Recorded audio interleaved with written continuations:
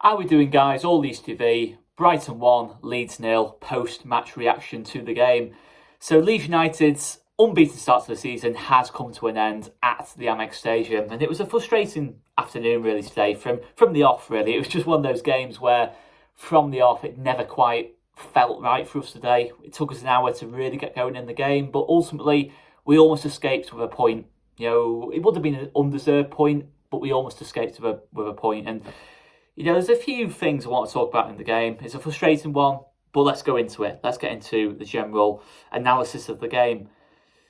I think the goal comes from the same defensive problem that we had throughout the match, really. You know, I think every single missed Brighton chance came from a similar theme of the high line, getting caught high up the pitch, or us not being able to track a late runner into the box from deep. And I think we saw those situations, certainly with Pascal Gross, who does get the goal, but him and 𝐷𝐉𝐻𝐿 had a number of chances just from making late runs into the box that we couldn't really track. And it wasn't a case of switching off, it was a case of Brighton had that extra man over. You know, it felt like in a lot of attacks, you know, we were defending in the back four. It felt like they were attacking with a front five almost. And, you know, it's all well and good saying Pascal can do better in certain situations.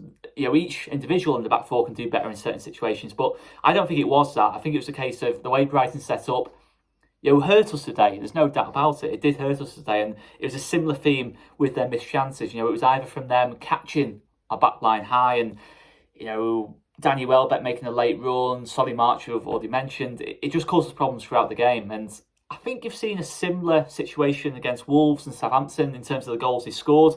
But I think today was a day where we really saw a team consistently cause us problems in those areas and not just score a goal from those situations. They created a lot of other big opportunities from those situations. And yeah, listen, it's not something to panic about too much for me. But I think it is something that I'm sure Jesse Marsch will be addressing, you know, in the next game or so, in the next couple of weeks, because, you know, it was a problem today. And I think, you know, the general way we defend is quite narrow, and the way Brighton attack is with a lot of width. And sometimes, you know, even though on paper you'd say there are stronger teams in this league than Brighton on paper, but the way Brighton set up really does counteract the way we defend. And sometimes you might find that. Is it a case of should we have tweaked things to react to that? I'm not so sure. You know, listen, we've just beaten Chelsea 3-0.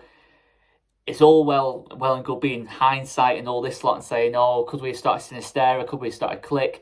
End of the day, we could not have put a different team out to start the game with after beating Chelsea 3-0. There was no case to do that for me. So, yes, listen, we might make some changes for Everton. Who knows? But I think in general, you just got to accept that Brighton are a good team. You know, they're second or third in the league, I think. They're a good team. And we've been in that game throughout, really. Even if we didn't play particularly well, we kept ourselves in the game. And that was something last season we struggled to do.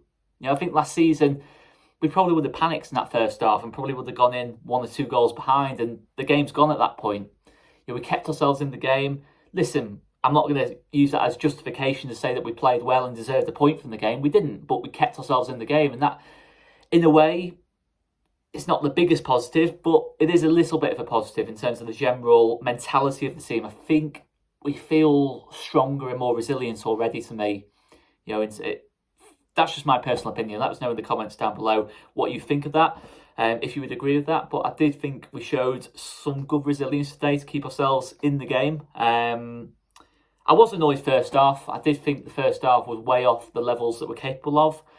You know, both defensively and going forward. I just thought as a team we just didn't really get it going in the first half. And Brighton, let's be honest, were excellent in that first half of the game, and we got in at 0-0. I think it was 8 shots to 1 in the first bit of the game. But I know we've lost it in the second half. Technically, we have lost the game in the second half, but we had a real good go. We did have a good go in the second half, and I thought we were much better in the second half. We did create some really good chances. You know, Sinisterra has that one, which is a tap-in, really. You know, it's just a situation where his body was, body position, body angle, couldn't quite get a clean shot off. And if he gets any clean connection to it, it's a goal, isn't it? You know, before Brighton even score. Diego Llorente has a good one on the set piece, and that's a positive. You know, we did have opportunities to draw the game, and it wouldn't have been a deserved point, but we did have the chance. We gave ourselves a chance to get a draw out of the game. And it might be coming across as super positive, but the end of the day, it's still been a good start to the season for us. We weren't good enough today by the standards that we have set in those first sort of 3 or 4 games.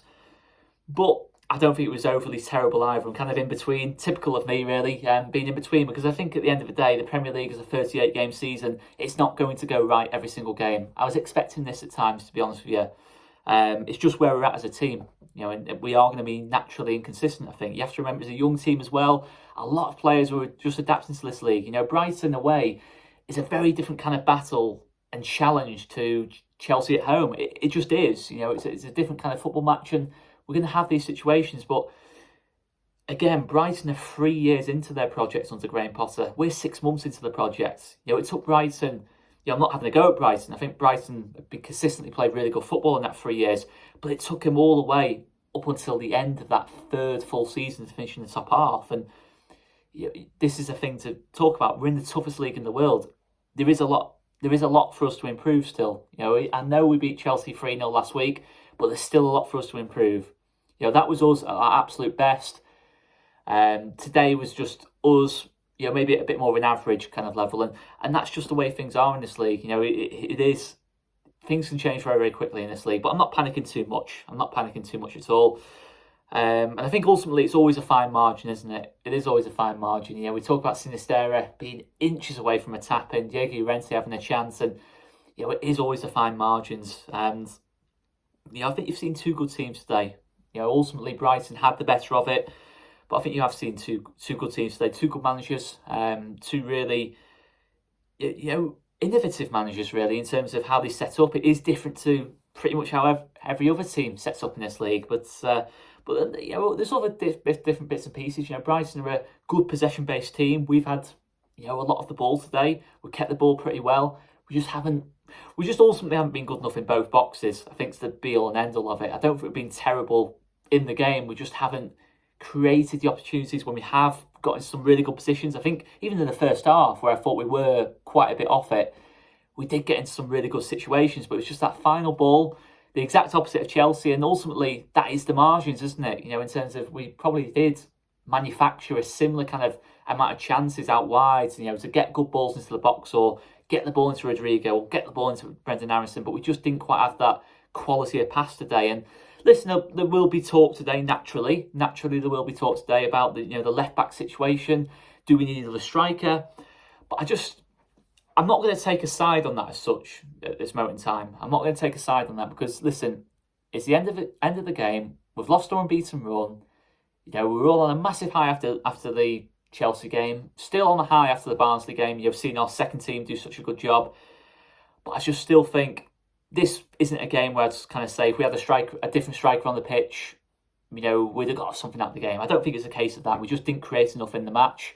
But there might be other games this season where you might be able to argue that. If we do get an injury to Rodrigo, Bamford, Gelhardt, there is a case for that. The left-back situation, Pascal Struijk, is the only option we have out there at this moment in time. But I'm not putting the result down to that. And people might have a go at me in the comments. I'm not defending any decision on the striker left-back situation. I'm not taking any side on that at this moment in time because it's still very emotional. The game's just finished.